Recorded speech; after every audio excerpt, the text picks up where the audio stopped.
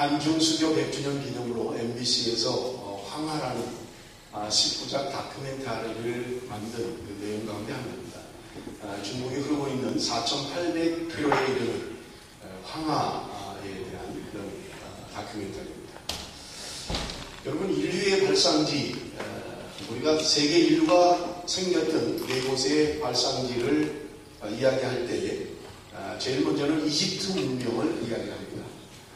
그런가 하면 메소포타미아 문명, 그리고 인더스 문명, 그리고 황하 문명, 이 네 문명이 세계를 형성케 했던 4대 문명의 발상지라고 이야기합니다. 그런데 이 문명의 발상지들은 하나같이 강을 중심으로 형성되었던 것을 우리는 잘 알고 있습니다. 여러분, 이집트 문명은 나일강을 중심으로 해서 형성이 됐고요. 그 다음에 메소포타미아 문명은 성경에 등장하는 티그리스 강과 유프라테스 강을 중심으로 해서 메소포타미아 문명이 형성되었습니다. 그런가 하면 인더스 문명은 인더스 강을 중심으로 해서 형성된 것이 인더스 문명이다 이야기하고요. 그리고 황하 문명은 황하라고 하는 강을 통해서 형성된 것이 인류 문명의 4대 발생지라고 이야기하고 있는 것입니다. 여러분, 모든 문명의 발생지가 강으로부터 시작이 됐어요. 여러분, 이 네 문명의 공통점은 5가지가 있는데, 이 문명들의 공통점이 첫째는 뭐냐? 말씀드린 것처럼 큰 강을 중심으로 형성이 되었다라고 하는 거고요. 두 번째는 청동기를 사용했고요. 세 번째는 도시국가를 형성했고요. 네 번째는 글자를 사용했으며, 북위 30도 근방의 온대 지방의 기후에 형성된 문명이다. 여러분, 그렇게 이해를 하시면 됩니다. 그런데 이런 5가지 특징 가운데서도 가장 큰 것이 뭐냐? 강을 중심으로 문명이 발생됐다라고 하는 것입니다. 여러분, 강이라고 하는 것은 대단히 중요합니다. 인류 문명에 지대한 영향을 미칩니다. 강을 통해서 이주하기도 하고요. 강을 통해서 농사를 짓고 마실 물을 얻기도 합니다. 그러므로 여러분, 이 강이라고 하는 것은 대단히 인간의 생명에 중요한 것이라고 말씀을 드릴 수가 있습니다. 고대의 모든 도시들이 강을 중심으로 형성되었기 때문에 그렇습니다. 그래서 강은 풍요로움의 상징이고 번창하게 되는 조건이라고 이야기해요. 광야할 만큼 강은 인간의 삶에 대단히 지대한 영향을 미치고 있는 것입니다. 여러분, 우리가 잘 아는 랄프 윈터라고 하는 선교학 박사는 현대 선교를 3가지로 구분을 했어요. 현대 선교를. 그런데 첫 번째가 뭐냐? 해안선 선교 시대다. 그렇게 이야기를 했습니다. 해안선을 따라서 형성된 도시, 그곳에 복음을 전하는 그래서 윌리엄 캐리라고 하는 현대 선교의 아버지라고 하는 윌리엄 캐리가 제일 먼저 해안선을 따라서 복음을 전하기 시작해서 우리는 해안선 선교 시대다. 그렇게 이야기합니다. 그런가 하면 중국의 대륙 깊숙이로 들어가서 선교를 시작한 허드슨 테일러, 중국 선교의 아버지라고 하는 허드슨 테일러가 중국 내륙에 들어가서 복음을 전하기 시작하는 것을 기점으로 해서 이제 해안선 선교 시대가 끝나고 내륙 선교 시대가 시작이 됩니다. 그래서 선교사들이 안으로 들어가서, 내륙 안으로 들어가서 복음을 전하고 개척을 하고 복음을 전하는 그런 선교를 한 것을 우리는 내지 선교 시대다. 그렇게 이야기합니다. 내지 선교 시대가 끝나면서 여러분, 새롭게 시작된 요즘의 선교는 뭐냐면 종족 선교 시대다. 그렇게 이야기합니다. 한 나라 안에도 복음이 들어갔지만 종족이 다르면 복음이 전해지지 않는 거예요. 그래서 한 나라 안에도 종족에게까지 복음을 전해야 된다라고 하는 종족 선교 시대를 주창을 했고, 대표적인 선교사는 카메론 타운젠트라고 하는 사람이 종족 선교의 아주 대표적인 그런 선교사인 것입니다. 여러분, 우리의 영적인 삶도 마찬가지예요. 강을 중심으로 요한계시록 20장 1절에서 2절에 보면 생명의 강줄기가 흘러간다, 생명수가 흘러간다, 이렇게 이야기합니다. 그러므로 여러분, 우리가 풍성한 삶을 살기 위해서는 생명의 강가, 영적인 생명의 강에 살아야만 우리는 은혜를 받을 수 있다라고 이야기할 수 있는 것입니다. 여러분, 오늘 본문에도 이야기하고 있습니다만 강 좌우에는 많은 나무들이 존재를 해요. 그런데 그 나무에는 12 다른 과실들이 맺혀진데, 여러분, 그런 나무가 어디 있겠어요? 한 나무가 사과나무는 사과가 맺힌 거고, 감나무는 감이 열리는 거지, 한 나무 안에 12 다른 그런 종류의 과일이 맺힌다고 이야기하고 있는 것입니다. 그런데 더 중요한 것은요, 이 과일을 먹는 사람은 생명의 회생이 있다는 거예요. 생명이 솟게 된다는 거예요. 살아나는 역사가 있다고 성경은 우리에게 영적으로 말씀을 주고 있는 것입니다. 여러분, 물은 생명입니다. 생명체는 물이 없이는 존재할 수가 없어요. 살아갈 수가 없습니다. 우리 사람들 그렇잖아요. 70%가 물이라고 이야기하고 있잖아요. 물이 없이는 살 수가 없어요. 모든 생명이 있는 것들은 어떤 것이라도 물이 있어야만 살 수 있는 것입니다. 그런데 하나님께서 오늘 우리에게 그 생명수 강가에 살게 하시겠다고 말씀하고 있는 것입니다. 여러분, 신앙이라면 바로 이 생명의 강, 은혜의 강에 우리가 살아야만 하는 것입니다. 여러분, 오늘 본문에도 이야기하고 있는 것처럼 이 생명의 강, 은혜의 강물, 여러분 오늘 본문에 보면 1절 먼저 우리 한번 같이 읽어봅니다. 1절 말씀을 다 같이 읽겠습니다. 다 같이 읽습니다. 그가 나를 데리고 전문에 이르시니 전에 전면이 동을 향하였는데 그 문지방 밑에서 물이 나와서 동으로 흐르다가 저우편 제단 남편으로 흘러내리더라. 여러분, 여기 오늘 본문에 보면 성전문에 이르니 성전의 전면이 동을 향하였고 그 문지방 밑에서 물이 나왔다. 성전 문지방 밑에서 물이 나왔다는 거예요. 문지방 밑에서. 일부예배 때 문지방이 어디냐 그러니까 모르는 사람이 있더라고요. 문지방이 어딘지를 몰라요. 학생들이 잘 몰라요. 한국엔 옛날에 문을 열면 그 나무 틀이 있었잖아요. 방으로 들어가려면 문을 열어야 되는데 문이 열고 닫히는 밑에 그 틀이 문지방이잖아요. 문지방 밑에서 물이 흘러들었다는 거예요. 그 문지방으로부터 시작해서 물이 흘러갔다고 오늘 이야기하고 있는 것입니다. 여러분, 해피는 왜 문지방일까요? 이 문지방을 통해서 왜 물이 흘러들어가고 있는 걸까요? 요한복음 10장 9절을 우리 한번 봅니다. 내가 문이니 누구든지 나로 말미암아 들어가면 구원을 얻고 또는 들어가면 나오며 꼴을 얻으리라. 이 문이신 예수 그리스도를 통해서 우리는 성전 안으로 들어갈 수 있는 거예요. 예수님을 통해서만 구원을 얻는다고 오늘 성경은 우리에게 말씀하고 있는 것입니다. 그 나로 말미암아 들어가면 구원을 얻고 예수 그리스도로 말미암아 우리가 구원을 얻는다고 말씀하고 있는 것입니다. 그런데 그 다음에 뭐라 그래요? 내가 구원을 얻었습니다. 그 다음에는 어떻습니까? 그 다음에는 또는 들어가며 나오며 꼴을 얻으리라. 내가 구원 얻는 것뿐만 아니라 내가 성전에 들어가고 나오면서 거기서 꼴을 얻는다는 거예요. 거기에서 영적인 양식을 얻게 된다는 말입니다. 우리가 살 수 있게 된다는 거예요. 은혜가 바로 성전 문지방에서부터 흘러 넘친다고 이야기하고 있는 것입니다. 여러분, 요한계시록 21장 22절에 보면 우리 한번 다 같이 읽어볼까요? 다 같이 읽습니다. 시작. 성 안에서 내가 성전을 보지 못하였으니 이는 주 하나님 곧 전능하신 이와 및 어린 양이 그 성전이 있습니다. 여러분, 우리가 아는 것처럼 구약시대에는 성전이 있었잖아요. 그죠? 그런데 그 성전 안에는요, 지성소와 성소를 나누는 커튼이 있었어요. 휘장이 있었습니다. 그런데 예수님이 십자가에 달려 돌아가실 때 그 휘장이 찢어져 버리고 말았어요. 아무나 들어갈 수 없는 곳입니다. 성전 안에는 아무나 들어가지 못해요. 성소에도 제사장들만 들어갈 수 있어요.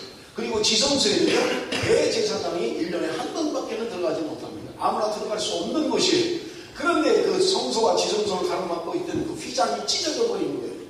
여러분, 성경은 이야기합니다. 그 휘장이 찢어진 것은 예수 그리스도의 몸이라고 이야기해요. 예수님께서 십자가에 달려 돌아가신 것만 말미암아 성소와 지성소를 가로막고 있던 그 휘장이 찢어져 버린 거예요.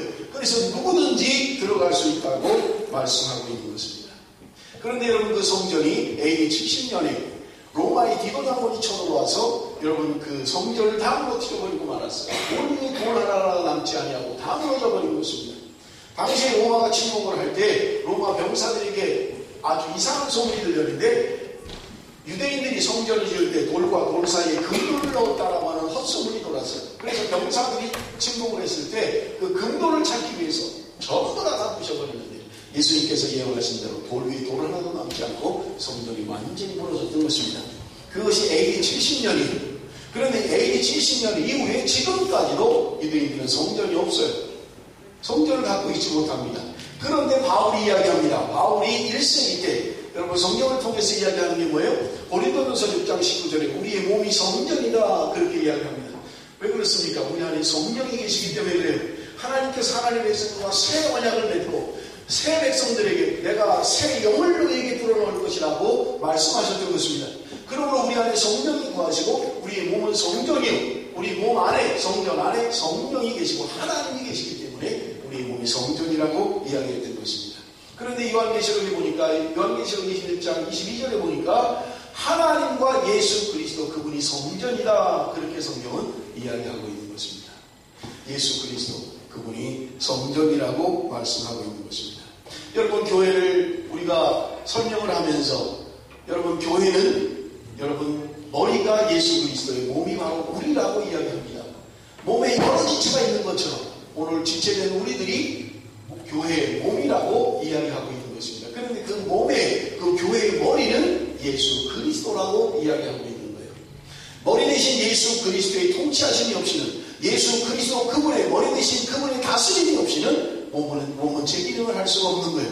여러분, 오늘 교회라고 하는 것은요, 예수 그리스도의 몸입니다.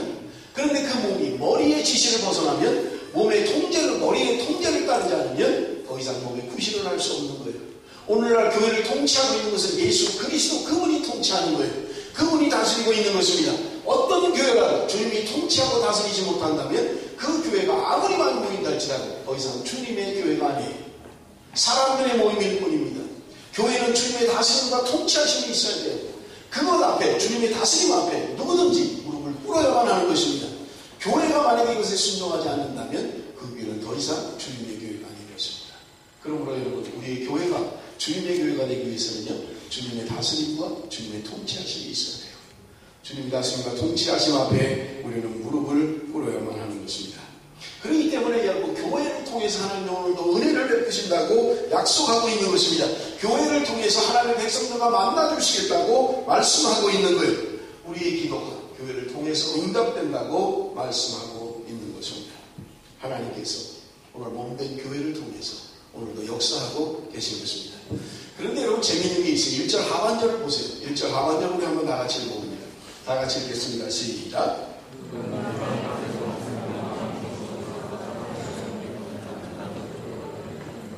그 뭇지방 밑에서 물이 나와서 동으로 흐르다가 전 우편 제단 남편으로 흘러내렸다 이렇게 되어 있습니다. 우편에 있는 제단에 그 남편으로 흘러내렸다는 거예요. 여러분 보세요. 제단이 어디 있습니까? 여러분, 우리가 아는 것처럼 성전이 있잖아요. 그런데 성전 입구에 왼쪽에 물두멍이라고 하는 게 있어요. 큰 놋그릇인데 물을 담아놨습니다. 제사장들이 들어가기 전에 거기서 손을 씻어야 돼요. 깨끗이 씻고 들어가야만 합니다. 그래서 물두멍이 성전 입구에 왼쪽에 있는 거예요. 그런데 오른쪽에는 번제단이라고 하는 것이 있었어요. 번제단은 우리가 아는 것처럼 야인 하나님께서 나를 대신해서 내가 내 죄로 말미암아 내가 죽어야 되는데 내 대신 야인아 염소가 죽는 곳이 그 번제단에서 잡는 거예요. 그 짐승을 잡고 거기다가 피를 뿌리고 대신하는 거예요. 여러분, 그 제단이 바로 오른쪽에 있었던 거예요. 그런데 성전 문지방에서 흘러나온 그 물이 제단을 통해서 흘러내려간다고 오늘 성경은 이야기하고 있는 것입니다. 여러분, 대단히 중요한 의미를 가지고 있어요. 제단이라고 하는 것은 무엇입니까? 나를 드리는 곳이에요. 내가 죽어야 하는 곳입니다. 내가 죽어야만 제물이 되고 내가 죽어야만 하나님의 은혜의 자리에 나갈 수 있는 거예요. 그래서 여러분, 그 제단을 통해서 흘러넘친다는 말은 내가 죽어야만 하나님의 은혜에 참여할 수 있음을 이야기하고 있는 것입니다. 그런데 로마서 12장 1절에 우리에게 말씀하고 있습니다. 그러므로 형제들아, 내가 하나님의 모든 자비하심으로 너희를 권하노니 너희 몸을 하나님이 기뻐하시는 거룩한 산 제물로 드리라. 이는 너희가 드릴 영적 예배니라. 하나님이 우리에게 제물을 원하시는데 산 제물로 드리라고 이야기해요. 그런데 그 산 제물이 뭐냐? 우리의 몸이 산 제물이라고 이야기합니다. 우리의 몸을 산 제물로 드리라는 거예요. 자, 그럼 여러분 생각을 해보십시오. 몸을 드리면 어떻게 하라는 거예요? 몸을 다 죽이라는 거예요? 우리 몸을 제단 위에다 올려서 다 죽이라는 거예요? 그래야만 하나님이 예배를 받으신다는 의미입니까? 몸을 드린다는 게 도대체 뭐냐는 거예요. 몸을 드리는 것이 무엇입니까? 여러분, 그것은 구별된 삶을 이야기하는 것입니다. 여러분, 몸이 가는데 반드시 우리의 마음이 갑니다. 우리의 몸이 가는데 반드시 우리 정신이 가요. 내 몸은 나이트클럽에서 춤추고 있는데 내 정신은 집에 있지 않아요. 내 몸이 가는데 내 마음이 있고 내 정신이 있는 거예요.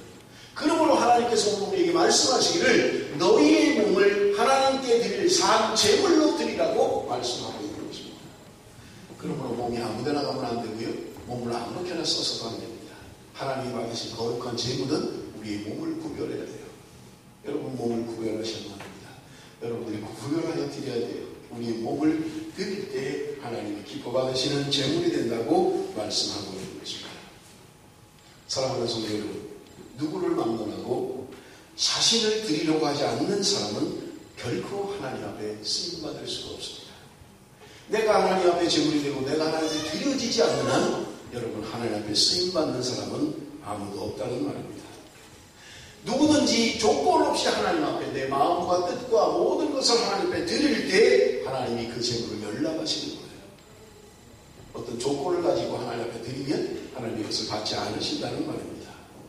하나님 앞에 드려지는 제물은 온전한 마음으로 드려야만 합니다. 나 자신을 하나님 앞에 제물로 드리지 않고는 여러분 하나님의 쓰임받는 도구가 될 수 없다는 사실을 기억을 하십시오. 여러분 하나님 앞에 쓰임받기를 원한다면 나를 드려야 돼요. 하나님 앞에 나를 드려야만 하나님 앞에 쓰임받을 수 있는 것입니다. 오늘 본문 2절 우리 한번 같이 읽어봅니다. 에스겔서 47장 2절 말씀입니다. 다 같이 읽습니다. 시작.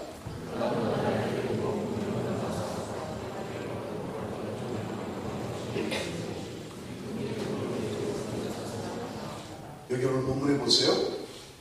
그가 또 나를 데리고 북문으로 나가서 바깥 길로 말미암아 꺾여 동양한 바깥 문에 이르시기로 바깥으로 나갔어요. 성전 밖으로 나갔습니다. 그런데 물이 그 우편에서 스미어 나오더라. 물이 오른편에서 스미어 나왔다고 이야기합니다. 여기 스미어 나오더라 라는 말의 원문의 그 뜻은 쏟아진다 그런 말입니다. 쏟아진다는 말이에요. 근데 스미어 나오는 것과 쏟아지는 것은 너무 다르잖아요. 그죠? 스미어 나오는 것은 뭐 조금씩 나와도 스미어 나올 수 있는 것인데 이 스미어 나온다는 말은 쏟아진다는 거예요. 지금 성전 문지방에서 시작하는 그 물이 제단을 흘러서 남편으로 흘러내리는데 지금 쏟아져 내리기 시작하는 거예요. 성전에서 나와서 바깥으로 나온 그 물이 쏟아져 내리기 시작했다고 성경은 말씀하고 있는 것입니다. 사랑하는 성도 여러분, 이 성전 문지방에서 시작한 이 물이 세상으로 나가면서 쏟아져 내리는 거예요. 여러분 은혜의 강물이 됩니다. 누구라도 이 물줄기에 우리의 삶을 담아야 됩니다. 우리의 생각을 담아야 돼요. 내 계획을 이 강물에 띄워야만 합니다. 이 은혜의 강줄기에 나를 띄우면 여러분 내가 힘겨울 거 없어요. 그냥 강물이 흘러가는 대로 따라가면 되는 거예요. 강물의 흐름에 따라서 나를 맡기면 하나님께서 나를 인도해 가실 거예요. 그런데 여러분 그것을 영유하려면 너무나 힘든 것을 우리는 볼 수 있습니다. 그런데 여기 오늘 본문에 보니까 우편으로 흘러내렸다 그렇게 이야기합니다. 왜 하필이면 성경이 뭐 그렇게 방향을 중요하게 여길까요? 우편, 왼편, 무슨 뭐 남쪽으로 북쪽으로 왜 이런 방향을 그렇게 중요하게 여길까요? 여러분 마태복음 25장에 보면 예수님께서 마지막 때 심판하는 장면이 나옵니다. 그런데 그 심판을 상징적으로 설명을 하면서 양과 염소를 나누듯이 주님이 오시면 그렇게 심판하신다고 이야기하고 있습니다. 그런데 여러분 양과 염소를 나누면서 오른편에 있는 것은 양이다 그렇게 이야기해요. 그리고 왼편에 있는 것은 염소다 그렇게 이야기를 합니다. 그러면서 양에 있는 사람들은 하나님의 선택받은 사람들이고 하나님의 은혜의 사람들이에요. 그런데 왼편에 있는 염소의 사람들은 선택받지 못한 사람들이에요. 상징적으로 이야기하는 양은 무엇을 상징하고 있습니까? 말씀에 순종하는 사람들이에요. 그런데 이 왼편에 있는 염소의 사람들은 어떤 사람들이에요? 순종하지 않는 사람들을 이야기하고 있는 것입니다. 성경이 지금 자꾸 우편으로 이야기하고 있는 것은 순종의 삶을 이야기하는 거예요. 우리가 들어가며 나가며 은혜를 받았어요. 예수 그리스도로 말미암아 구원받았습니다. 그리고 들어가며 나가며 은혜의 꼴을 먹었어요.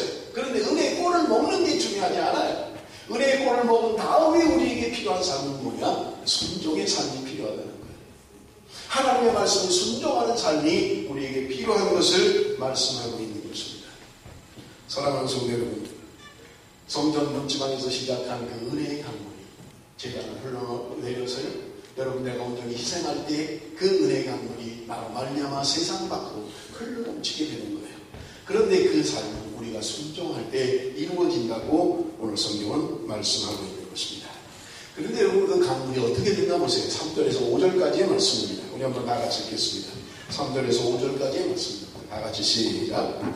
그 사람이 손에 줄을 잡고 동쪽으로 나아가며 천척을 측량한 후에 내게 그 물을 건너게 하시니 물이 발목에 오르더니 다시 천척을 측량하고 내게 물을 건너게 하시니 물이 무릎에 오르고 다시 천척을 측량하고 내게 물을 건너게 하시니 물이 허리에 오르고 다시 천척을 측량하시니 물이 내가 건너가지 못할 강이 된지라. 그 물이 가득하여 헤엄칠 만한 물이요 사람이 능히 건너지 못할 강이구나. 에스겔에게 지금 환상을 통해서 보여주고 있는 거예요. 그런데 천척을 측량하고 나가는 거예요. 그런데 하나님께서 에스겔에게 말씀하십니다. 건너가라. 그런데 그 물이요 발목에 이르렀다 이렇게 이야기합니다. 천척이라고 하는 것은요 지금의 도량형으로 이야기하면 500m예요. 500m를 나가서 그런데 발목밖에는 차질 않았어요. 그때 건너가라고 이야기합니다. 여러분 발목에 차는 물이라고 하는 것은요 누구나 쉽게 방향을 바꿀 수 있고 나아갈 수 있어요. 내가 의도하는 방향으로 나아갈 수가 있습니다. 그런데 여러분 이 물이 보세요. 다시 천척을 나가니까 그 다음에는 무릎에 찼다. 그렇게 이야기합니다. 여러분 물이 무릎에 차면요 마음대로 걷기가 쉽지 않아요. 여러분 그 바다 같은 데 수영장 가서 무릎까지 물이 차면 마음대로 뛸 수가 없어요. 물론 아직 그래도 내 의도대로 할 수 있습니다. 방향을 바꿀 수도 있고요. 그런데 쉽지는 않아요. 평지에서 아무 방해가 없는 곳에서 뛰는 것보다는 쉽지 않습니다.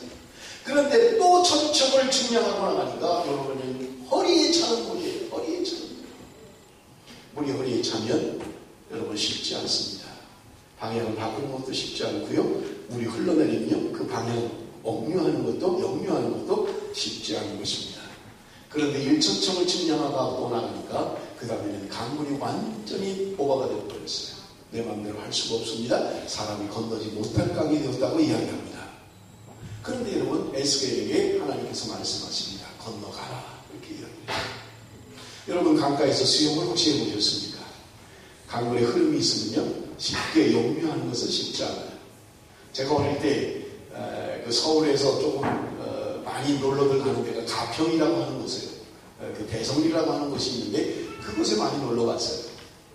그런데 거기 그 강물이요 그 청평댐에서 저수지인 그 청평댐에서 수문을 열어버리면 비가 많이 와서 수문을 열면 청평에서 물이 흘러내립니다. 그런데 그 강물이 점점 세지고 물을 확 그냥 청평댐에서 보내버리니까 갑자기 물살이 세지는 거예요. 그래서 많은 사람들이 죽어요. 그 문을 여는 시간도 모르니까.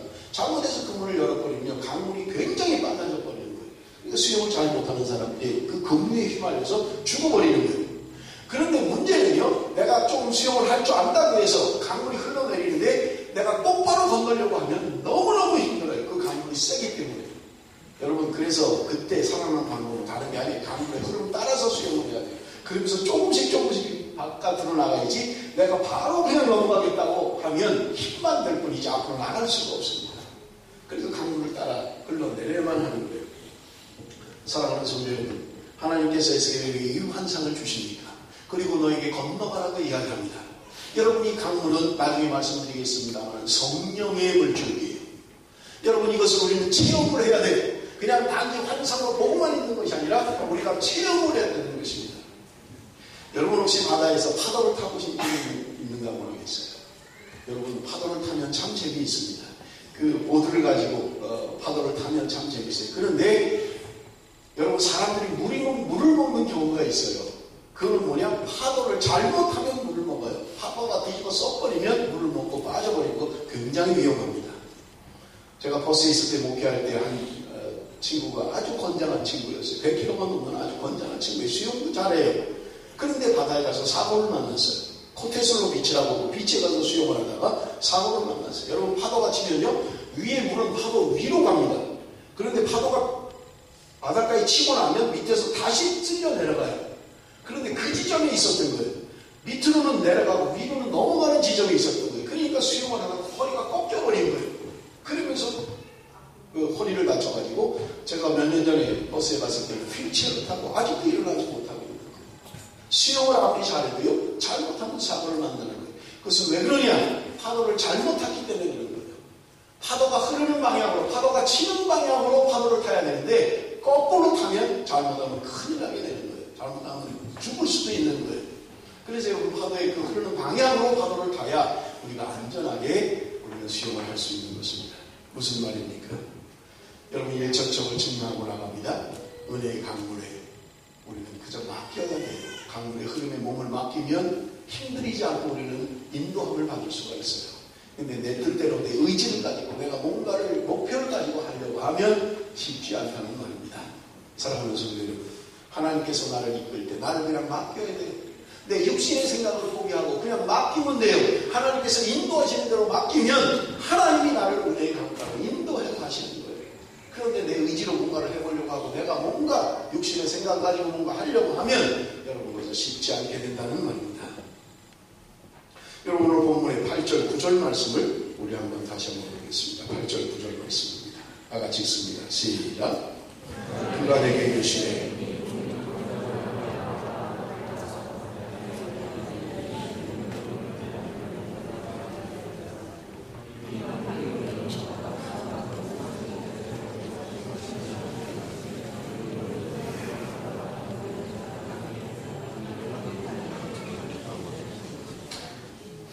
물이 동쪽으로 향하여 흘러 아라바로 내려가서 바다에 이르리니 이 흘러내리는 물로 그 바다의 물이 되살아나니라. 여러분 이스라엘의 지형을 좀 아시는 도움이 될 거예요. 이스라엘의 지형을 보면요, 위쪽에 갈릴리 바다가 있어요. 베드로가 고기를 잡던 갈릴리 바다가 있고, 그 갈릴리 바다에서 흘러내리는 물이 요단강입니다. 요단강을 타고 물이 내려갑니다. 그런데 요단강 물 끝에 가면 사해가 있어요. 여러분 우리가 그 죽음의 바다라고 하는 뎁시라고 하는 사해가 나옵니다. 갈릴리에서 그 깨끗한 물이 흘러내리는데 요단강을 타고 내려가서 사해에 이르게 됩니다. 그런데 이 물은 더 이상 흘러내리지 않아요. 고여있는 것입니다. 물이 썩어요. 고여있으니까 물이 썩어요. 그래서 사람도 살 수가 없고, 여러분 거기에는 고기가 살 수가 없어요. 그리고 염분이 너무 많아가지고 여러분 살 수가 없는 거예요. 모두 다 죽이는 거예요. 여러분 그 사해에 그 사진을 제가 보니까요, 사해에 누워서 그냥 이렇게 책을 보는 사진이 있더라고요.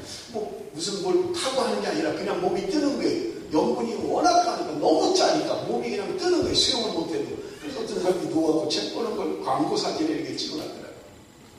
여러분 그거는 죽은 물입니다. 살 수가 없어요.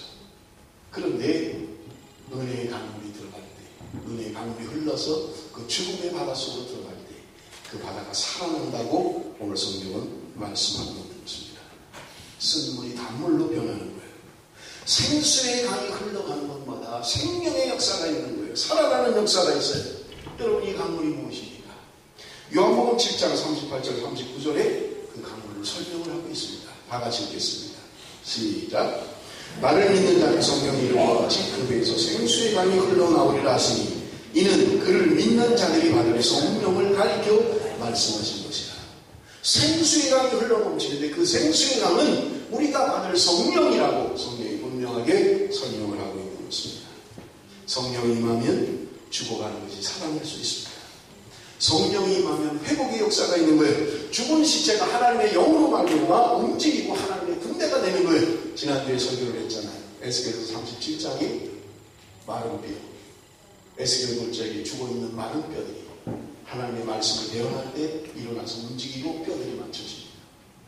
그들에게 하나님의 생기가 들어가니까 그들이 하나님의 군대가 되어 큰 군대가 되었다고 말씀하고 있는 것입니다. 죽은 마른 뼈와 같은 우리들이 하나님의 영이만 성령이만 움직이는 거예요. 군대가 되는 거예요. 하나님의 사람들이 되는 것입니다. 그러므로 여러분 우리는 성령의 사람들이 되어야 돼요. 그럴 때 우리는 하나님의 군대가 될 수 있다는 말입니다.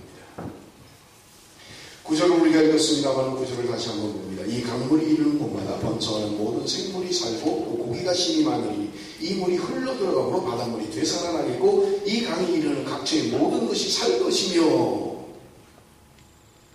이 생명의 강물이 흘러가는 곳마다 고기가 산다, 고기가 모여든다, 그렇게 이야기합니다. 성령의 역사가 있는 곳에 고기가 사는 거예요. 성령의 물줄기가 흘러가는 곳에 회복이 일어납니다. 소생되는 역사가 있습니다. 그곳에 고기들이 많아진다고 이야기합니다. 오늘 본문에 고기가 심이 많으니 라고 이야기합니다. 여러분 하나님의 부흥이 임하면, 성령의 역사가 임하면 고기들이 몰려오는 거예요. 죽어있는 사람이 살아나는 것입니다. 사랑하는 성도 여러분, 우리의 교회가 살아나는 역사가 있어야 돼요.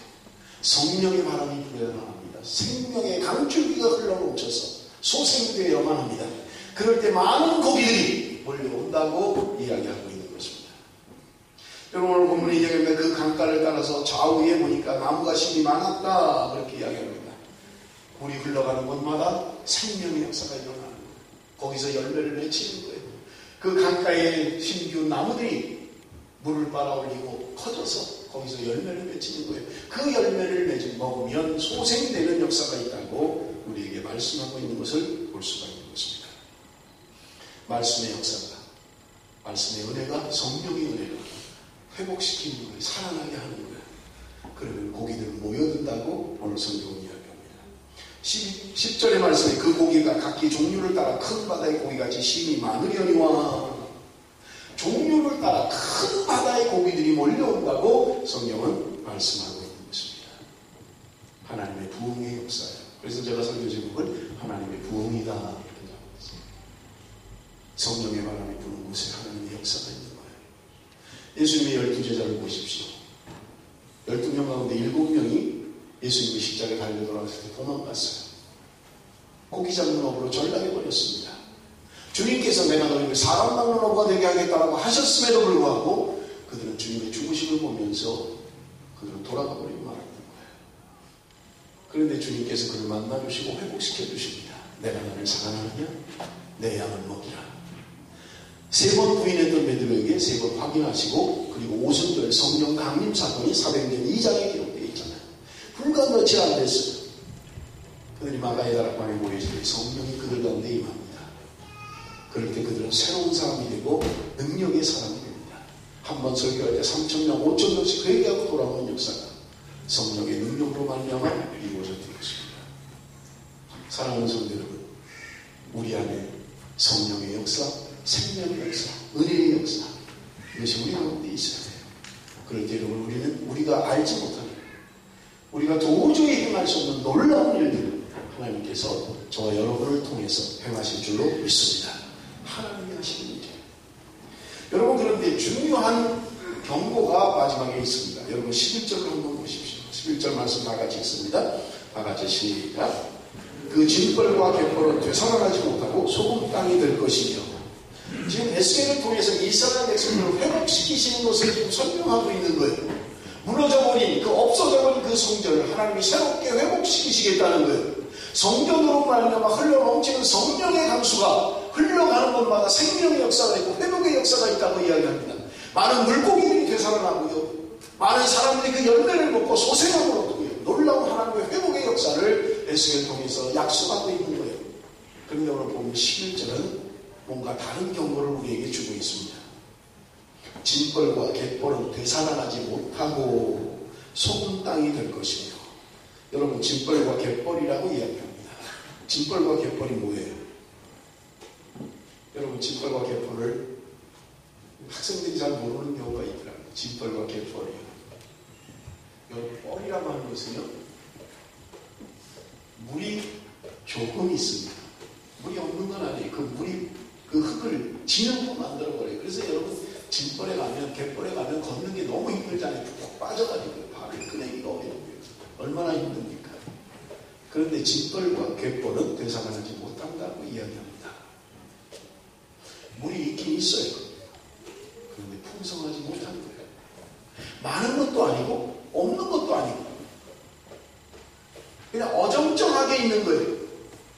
요한계시록을 통해서 주님이 말씀하신 것처럼 너희가 뜨겁든지 차갑든지 해라. 너희가 미지근하니까 내가 토하여 내고 싶어. 여러분, 이 진벌과 갯벌은 무엇을 상징합니까? 전부 다 회복의 역사를 이야기하고 있으면서 진벌과 갯벌은 되살아나지 못한다. 그렇게 분명하게 말씀하고 있는 것입니다. 여러분, 우리의 신앙생활을 대충 하지 마세요. 뜨거우면 뜨겁든지 차든지 해야 되는데 미지근한 거예요. 없는 것도 아니고 있는 것도 아니고 은혜 받은 것도 아니고 은혜 못 받은 것도 아니고 어정쩡하게 신앙생활을 하는 거예요.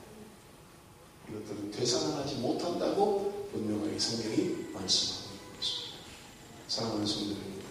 지금 에스겔을 통해서 풍성한 강물을 이야기하고 있어요. 성전 문지방에서 흘러넘친 그 물이 재단을 돌아서 세상 밖으로 흘러넘치면서 쏟아져 내리는 거예요.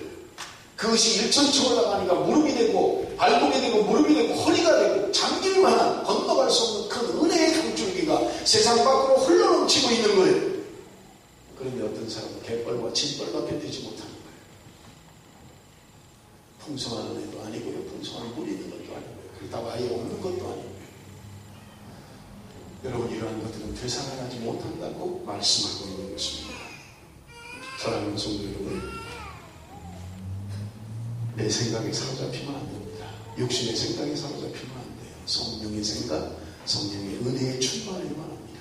은혜를 충만히 받아야 돼요. 풍성히 받아야만 합니다. 말씀을 맺겠습니다. 여러분, 하나님의 은혜가 임하는 곳에, 성령의 생명의 강줄기가 흘러가는 곳에 개인의 영혼이 살고 민족이 살고 천하 만국이 살아난다고 성경은 말씀하고 있는 것입니다. 이 생명수가 흘러넘칩니다. 여러분, 우리 개인이 살아납니다. 우리의 교회가 살아납니다. 우리의 가정들이 살아납니다. 멜번 땅이 살아날 것입니다. 성령의 생명의 강줄기가 흘러 넘치는 곳마다 생명의 역사가, 소생되는 역사가, 회복의 역사가 성경은 우리에게 분명하게 말씀하고 있는 것입니다. 사랑하는 성도 여러분, 성경 문지방을 좀 자주 왔다 갔다 해야 돼요. 그래서 꼴을 얻어야만 합니다. 순종의 삶을 살아야 돼요. 그럴 때 하나님께서 우리를 인도해 가지고 풍성한 삶을 살 수 있다고 말씀하고 있는 것입니다. 하나님의 부흥은 인위적으로 임하는 것이 아닙니다. 성령의 사람으로 살아야만 합니다. 그럴 때 우리에게 풍성함을 주시고요, 하나님께서 우리에게 풍요로움을 주시고, 하나님의 축복의 사람으로, 하나님의 능력의 사람으로 하나님의 도구로 쓰임받을 수 있다고 말씀하고 있는 것입니다. 사랑하는 성도 여러분, 우리 베델교회가 생명의 역사가 있는 교회, 소생케 되는 역사가 있는 교회, 하나님의 치유와 회복이 있는 교회, 예배를 통해서 하나님이 치유하시고 회복함을 경험할 수 있는 예배, 그 살아있는 예배, 살아있는 성도, 성령의 사람. 그럴 때 하나님께서 우리 교회를 통해서 많은 물고기가 몰려오게 할 것이고요, 그 물고기들이 살아나는 역사가 있게 할 것이고요, 그 강물이 흘러가는 곳마다 회복되고 살아나는 역사가 있을 줄로 믿습니다. 저와 여러분이 그 주인공이 되시려고 하는 것입니다. 기도하겠습니다.